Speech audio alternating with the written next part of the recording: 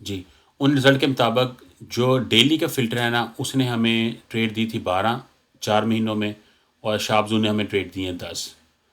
अब एक्यूरेसी भी ठीक है, सब कुछ ठीक है, तो एवरेजली जो हमें अगर कुछ ट्रेड जो मिक्सअप हो जाएँगी, यानी वो सेम 4H शार्पज़ू में भी बन रहा होगा और डेली में भी बन रहा होगा, तो अगर हमें 3 ट्रेड मिलती हैं एवरेजली इस पेयर के ऊपर मंथ की, तो उसके ऊपर कोई भी ट्रेडर सर्वाइव नहीं कर सकता। अब एक तरीका ये है कि अब हम इसके स्मॉल टाइम फ्रेम पे जाएँ, वहाँ पर इसके सेटअप निकालें, जैसे हम गोल्ड के साथ कर रहे होते हैं। लेकिन उससे आपकी करेंसीज़ में एक्यूरेसी के ऊपर भी फ़र्क पड़ता है और पोटेंशियल के ऊपर तो बिल्कुल फ़र्क पड़ेगा। अगर 4 आवर की कैंडल ही आपकी 20 पिप से कम बन रही है, तो फिर आप देखेंगे ना 30 मिनट के बाद इसकी कैंडल कितनी कम होगी और उसमें पोटेंशियल कितना होगा। तो आपको बहुत सारे रूल ऐड करने पड़ेंगे, फिर ट्रेड्स वहीं पर आ जाएँगी। दूसरा आपके पास ऑप्शन ये होता है कि आप 5 इसी तरह के सेटअप जिनके ऊपर ये सिंपल वाले सेटअप वर्क कर रहे हो, अब आप 10 करेंसीज़ के ऊपर अप्लाई करें, और अगर आपको 5 पे मिल जाए, यानी किसी के ऊपर स्ट्रेट में नहीं चल रहा होगा तो ब्रेक के ऊपर चल रहा होगा, जो भी आपके पास कंसेप्ट है ना, वो पोटेंशियल एनगल्फिंग हो सकती है, ओवरलैपिंग एनगल्फिंग हो सकती है, ठीक है, जो जो ओपनली अवेलेबल डाटा है, अवेलेबल सेटअप है, ठीक है, उनको ही सिर्फ अगर अप्लाई करें, तो अगर आप हर 5 पेयर के ऊपर 2 सेटअप फाइंड कर लेते हैं, ठीक है, और आपको पता है कि 2 सेटअप की एवरेज ट्रेड 3 या 3.5 होती है पर मंथ की, तो आप इसको ना 3.5 को ना अब आप मल्टीप्लाई करें 5 के साथ, क्योंकि ये एक पेयर का है ना, तो आपको 17.5 यानी 17 ट्रेड तकरीबन मिल जाएंगी मंथ की, ठीक है, 80% एक्यूरेसी के साथ और आपका 1 पॉइंट एंट्री के साथ। तो फिर आपकी थोड़ी सी सर्वाइबिलिटी स्टार्ट होगी जब तक कि गोल्ड वर्किंग स्टार्ट नहीं करता हल्के, क्योंकि आपको ना डेली की एक ट्रेड चाहिए, 20 ट्रेडिंग डेज होते हैं, ठीक है। तो बेहतर तो यही होता था, गोल्ड में तो हमें दिन की ना 4 4 ट्रेड भी मिलती रही हैं, आम सी बात होती थी, 3 4 ट्रेड ना आम बात होती है, अगर आपको सारे सेटअप उसके आ रहे हो ना, जब वो नॉर्मल मूव कर रहा होता है। अब इसीलिए देखिए, अगर 2 ट्रेड आपको मिल रही हैं करेंसीज के ऊपर, तो फिर आप अच्छी हैं। अभी आपको 2 नहीं, अभी अगर आप एक को भी अचीव कर लेना, 20 ट्रेड, ये 1 ट्रेड एवरी डे, और आपकी एक्यूरेसी सब के ऊपर 80% ही है, तो फिर आप इससे भी कैश बना सकते हैं। स्लो बनेगा लेकिन बना सकते हैं। अब वो कैश आपके ऊपर है ना, हर एक का अकाउंट साइज डिफरेंट है। अगर कोई प्रॉफर्म का अकाउंट पास करना चाह रहा है, कुछ करना चाह रहा है, ठीक है, तो वो 1 पॉइंट के ऊपर करेंसीज के ऊपर भी वर्क करके मंथ के अंदर पास कर सकता है, ठीक है। 1% रिस्क लेना पड़ेगा, अगर आप उसके ये ट्रेड लगी, उसकी लक लगी, तो हो जाएगा इंशाल्लाह। तो ये मैं कंसेप्ट क्लियर करना चाह रहा था कि आपको सेम कंसेप्ट डिफरेंट पेयर्स के ऊपर काम करना है। अब मसला सिर्फ इसमें ये नहीं कि वर्क नहीं कर रहे हैं, हम फाइंड नहीं कर सकते, फाइंड कर सकते हैं, लेकिन हर चीज़ टाइम लेती है। वो कितने ज़्यादा लोग हैं, कितने ज़्यादा लोग मिलके क्या वर्क कर रहे हैं, एक ही डायरेक्शन में जब वर्क करते हैं ना, तो मंथ के बाद जाके फिर रिजल्ट निकलते हैं। असल में यही फाइंड करना होता है ना, किस पेयर के ऊपर कौन सा सेटअप किस टाइम फ्रेम में किस कन्फर्मेशन के साथ चल रहा है, उसको करते में अगर एक दिन में आप एक भी फाइंड करते हैं, तो आपको फिर भी कितने मंथ आप कैसे गुजर जाना है, ठीक है, क्योंकि उसको आपने फाइंड किया, फिर आपने उसको बैक टेस्ट किया, फिर उसको अप्लाई भी करना है, फिर उसके साथ कुछ मंथ का आपका एक्सपीरियंस चाहिए कि इसकी न्यूज़, कौन सी न्यूज़ इसको इम्पैक्ट करती हैं, कौन सी नहीं इम्पैक्ट करती। इसको मैंने इसकी लिमिट लगा के रख सकता हूँ, इस पेयर के ऊपर लिमिट नहीं लगा के रख सकता, ये ज़्यादा गैप से ओपन होता है। ये सारा टेक्निकल नॉलेज है जो बाद में आता है। तो वो इसलिए हम कहते होते हैं ना, यानी जब आपने कोई चीज़ फाइनलाइज की, डेमो के ऊपर ले जाने का मकसद ये होता है उसका टेक्निकल एस्पेक्ट भी देखा जाए ना, स्प्रेड क्या होता है, कितना है, वो तो नहीं तंग करता। इसको मैंने आपने सेटअप बनाना होता है। इवन गोल्ड के ऊपर भी अगर आप ट्रेड स्टार्ट कर रहे हैं, आपके सेटअप फाइनलाइज हो गए हैं, फिर भी आपको डेमो के ऊपर जाने की रीज़न ये होती है कि आपकी उठने की रूटीन, दूसरी जो रूटीन है, आपने कभी आप बाज़ार जा रहे होंगे, कभी आप कोई काम कर रहे होंगे, तो आप ट्रेड को कैसे मैनेज करेंगे, वो अपने सिस्टम में डेवलप करना होता है। वो मोबाइल के ऊपर आप इतने एफिशिएंटली इसको कर पा रहे हैं कि नहीं पा रहे हैं, लिमिट लगा के छोड़ सकते हैं, तो उसके लिए ये आपको डेमो पे जाना होता है। तो वो अभी अगर हम इन चीज़ों के ऊपर जाते भी हैं ना, आपको सीना शेयर करना भी स्टार्ट कर देते हैं, तो इसका मतलब ये नहीं होगा ये इमीडिएट फ्लिप हो जाएगा। इसको सीखते भी 3 मंथ 6 मंथ भी लग जाते होते हैं। इसलिए हम ये रिस्क ले नहीं रहे थे, हम कोशिश यही कर रहे थे कि हम करेंसीज़ के ऊपर ना जाएं, गोल्ड के ऊपर हैं। लेकिन जब गोल्ड अभी उम्मीद नहीं दिखा रहा, तब हम इसके ऊपर गए हैं। तो होपफुली भाई आपको मैंने कैलकुलेट करके थोड़ा सा एग्जांपल दिया कि प्रॉब्लम क्या है, टेक्निकल प्रॉब्लम ट्रेड्स की है, नंबर ऑफ़ ट्रेड्स बहुत कम आ रही हैं। किसी और भाई का क्वेश्चन है? जी जी स्वामी। जी सर, थैंक यू, जज़ाकल्लाह। हाँ, बस ये इस तरह के ना टेक्निकल इश्यूज़ होते हैं। देखिए, मैं आऊँगा आपको बता के कि ये देखिए जगह इतने टीपी हैं, तो मैं चला जाऊँगा, वो इस तरह नहीं होता। हमें भी पता है कि सिर्फ प्रॉफिट बनाना है ना, तो प्रॉफिट डिफरेंट वे में बनता है, वो इस तरह नहीं बनता। मेरी अपनी मैं भी काम करता हूँ ना, तो मुझे पता है कि मैं हर वक्त उसको ट्रेड क्यों नहीं ले सकता ना। तो गोल्ड की बहुत सारी ट्रेड, अच्छी ट्रेड मुझसे मिस हो जाती हैं, और शायद एसएल वाली मैं पकड़ लूँगा। तो रियलिटी डिफरेंट है जो एक्चुअल है ना। तो वो तो उसको आपने कंबाइन करना होता है दोनों को, फिर आपने एक ऐसा सिस्टम डेवलप करते हैं कि फिर आप वहाँ उसको ना कैश आउट कर पाएँ। तो उसमें उस सिस्टम बनाने में टाइम लग जाता है। सेटअप तो जितनी इनगल्फिंग थ्योरी हम इनगल्फिंग का आइडिया है ना, तो सेटअप में बैठेंगे तो हम निकालते जाएंगे, करेंसीज के ऊपर भी निकलते आएंगे, बहुत सारे सेटअप निकल आते हैं। ठीक है, गोल्ड के ऊपर डेली निकल आता है सेटअप। ठीक है, मसला उसका ये आता है वो नॉर्मल हो नहीं रहा अभी। अगर हो जाए नॉर्मल तो हमारी तो इश्यूज ही ख़त्म हो जाएं। दिन में आपको आराम से 2 दिन ट्रेड दिया करेंगे 1 पॉइंट एंट्री की, तो आराम से वीक के एंड पे आपको आराम से 1000 पिप प्लस पिप आपको मिला होगा। अकाउंट ग्रो होता जाएगा इजीली, जैसे पहले होता होता था। ठीक है, किसी भी और भाई का क्वेश्चन है? अस्सलाम वालेकुम। जी वालेकुम जी मलिक भाई।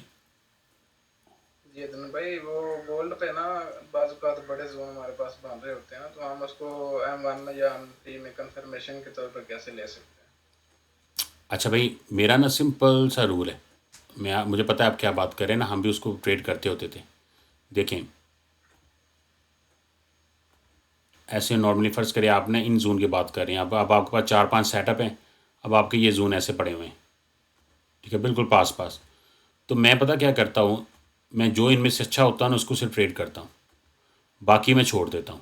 पहले मैं आपको ऐसे समझाऊंगा, फिर मैं आपका जो क्वेश्चन है ना उसको उस पर आता हूँ। ठीक है, क्योंकि मैंने बार बार एक्सपीरियंस से ये लर्न किया कि अगर मार्केट इसमें जो सेटअप अच्छा चल रहा है ना, खासकर 4H का जो सेटअप है, अगर उसको एसएल दे देती है ना, तो चाहे नीचे 5 सेटअप पड़े हों सबको एसएल दे की जाएगी। ठीक है, वो कभी कभी भी सिर्फ लक होती है कि 2-3 सेटअप तोड़ देगी, चौथे किसी ऐसे पलट जाएगी, ठीक है, या थर्ड से पलट जाएगी। तो हम क्या करते हैं, मैं इसको ऐसे ले रहा होता हूँ कि मैं जो अच्छा सेटअप है ना जिसके ऊपर खुद ट्रेड पर्सनली कर रहा होता हूँ, ठीक है, सिर्फ उसी के ऊपर मैं ट्रेड करता हूँ, फिर मैं एसएल इंक्रीज़ नहीं करता। स्टार्टिंग में मैं भी ऐसे करता था, यहाँ रखी है ट्रेड, मुझे पता नीचे एक और जोन है, उससे नीचे और जोन है, मैं इतना कॉन्फिडेंट होता था चलिए यहाँ नहीं से यहाँ से चलेगी, यहाँ नहीं से यहाँ से चलेगी, तो मैं वहाँ भी लेयर ऐड करता था, एसएल इंक्रीज़ करता था, और फिर अकाउंट का बड़ा हिस्सा दे के जाता था मार्केट को। तो वो तो आपने बिल्कुल नहीं करना। बल्कि जब गोल्ड नॉर्मल था ना, तो मैंने जब 4-5 सेटअप ओपन कम्युनिटी के साथ भी शेयर किए हुए थे ना, तो मैंने एक दफ़ा वेबिनार किया था जिसमें चारों पांचों सेटअप को एक ही गो में हमने बैक टेस्ट किया था। यानी डेली को भी उसमें कर रहे थे, 4H पोटेंशियल 30 मिनट सबको एक ही जगह जोन लगा लगा के जा रहे थे, और फिर मैं उन्हें समझा रहा था कि कैसे कैसे जाती। तो आपको एक काम ये भी करना होता है, अगर गोल्ड के ऊपर आपके पास 5 सेटअप है ना, तो आप 5 सेटअप वर्किंग में आ गए, तो आप पाँचों को इकट्ठा फिर लास्ट 2-3 मंथ का बैक टेस्टिंग करें एक ही गो में। उसमें ये होगा, आपको आइडिया आ जाएगा कि अगर ये जोन इसके साथ ओवरलैप करता है तो मैंने इस जोन के ऊपर फिर ट्रेड करनी है। एक तो ये कन्फर्मेशन आ जाती है। अब आप दूसरी बात करें कि 1 मिनट की कन्फर्मेशन। तो भाई जब मैंने ये कोर्स किया था ना, तो उस कोर्स में हमें 1 मिनट की ऐसी कन्फर्मेशन बताई गई थी कि जब वो जोन के अंदर आके मार्केट बनाती थी ना, तो उसका असल होता ही नहीं था। फिर वो तकरीबन 97% ये होता था कि मार्केट TP1 तो देगी देगी, TP1 के बिना नहीं। ये जो 3% का रखा ना, ये भी ऐसे होता था, कभी बैड लग जाती थी कि न्यूज़ होता था, रात का टाइम होता था, ऐसे कुछ। अब मैं जो आपको आपके सवाल का इस तरह आपको आंसर करूँगा कि अगर मुझे कोई भी चीज़ है ना, कोई भी ABC कोई भी चीज़ है, मुझे पता है कि वो उसके ऊपर कंफर्मेशन मिलती है, कोई भी जो आपने कंफर्मेशन फाइंड की है। कुछ लोग कहते हैं ऐसे विक लगा के 1 मिनट के ऊपर क्लोजिंग करें, कोई कहते हैं 1 मिनट की इनगल्फिंग बनाए, कुछ कहते हैं 1 मिनट की ब्रेक बनाए, कुछ मल्टीपल पैटर्न भी बनाते हैं, वो हमें पता है उन पैटर्न्स का भी। एक तो ये है कि जब भी आप कंफर्मेशन बैठने देखेंगे ना, तो आपने देखा है गोल्ड के साथ हमारा एक्सपीरियंस अब ये है कि गोल्ड जो है वो कन्फर्मेशन बनाता ही नहीं है। जिसको उसने TP देना होता है ना, वो आता है 1-2 मिनट 3 मिनट के अंदर उसके जोन के अंदर से निकल के चले जाता है। वहाँ वो कन्फर्मेशन बनेगी ही नहीं। अगर आप कम्प्लेक्स वाली कन्फर्मेशन देख रहे हैं, यानी उसके अंदर 1 मिनट की ब्रेक देख रहे हैं, या मल्टीपल 1 मिनट की कैंडल जो इनगल्फ मिला के सेटअप बनते हैं वो देख रहे हैं। लेकिन फ़र्ज़ करें कि मुझे नज़र आया है, मैंने बार बार एक्सपीरियंस किया है कि ये फ़लाँ जो कन्फर्मेशन है ना, जब ये मार्केट ये जोन में बना रही है ना, वो एसएल नहीं दे रही, तो मैं इसको ऐसे करूँगा जैसे मैंने बैक टेस्ट किया है ना, तो मैं उस सेटअप के ऊपर 2-3 महीने का जितना भी मेरे पास 1 मिनट का मैक्सिमम डाटा आ रहा होगा ना, मैं उसको मार्केट को चलाऊँगा। जोन के अंदर मार्केट आएगी, मैं वहाँ कन्फर्मेशन 1 मिनट में उसको बैक टेस्ट करूँगा, जहाँ जिसमें कन्फर्मेशन बन गई उसका रिकॉर्ड लिखूँगा। यानी जब मैंने प्रीमियम वर्जन बाई किया था, उसके पीछे रीज़निंग ही ये थी कि मैं ये देखना चाह रहा था कि 1 मिनट के अंदर मार्केट जब जोन के अंदर कन्फर्मेशन देती है, तो वाकई जो सर इब्तिशाम ने हमें बताया कि इसको एसएल नहीं लगता, तो वाकई उसको एसएल नहीं लगता। तो फिर मैंने वो डाटा उसका भी निकाला था, ठीक है। और अब मैंने, अगर आप पुराने हैं तो आपको आइडिया होगा, मैंने आपको दिखाया था जब मार्केट नॉर्मल चल रही होती थी ना, तब सब लोग प्रॉब्लम का शिकार थे कि ट्रेड को मैनेज कैसे करना है, लेयरिंग कैसे करनी है।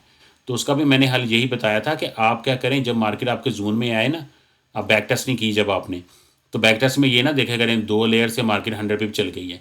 आप ये देखा करें कि 1 मिनट में जाके कि मार्केट ने जोन के अंदर किया क्या क्या था, ठीक है। तो फिर आपको वो वहाँ से वो स्टोरी जो आपके माइंड में बनेगी ना, फिर आपको आइडिया होगा कि ये आई थी, यहाँ से आपको 40 पिप दे के गई, फिर मार्केट अगेंस्ट गई यहाँ पर आपके, फिर यहाँ से ये 100 पिप की मूव निकली थी, ठीक है। इस तरह की जो डिफरेंट स्टोरी जो अप डाउन हो रहा होता है, तो जब आप उसको देख लेंगे ना यहाँ पर, तो फिर आप वो रियल में उसको ट्रेड कर पाएंगे।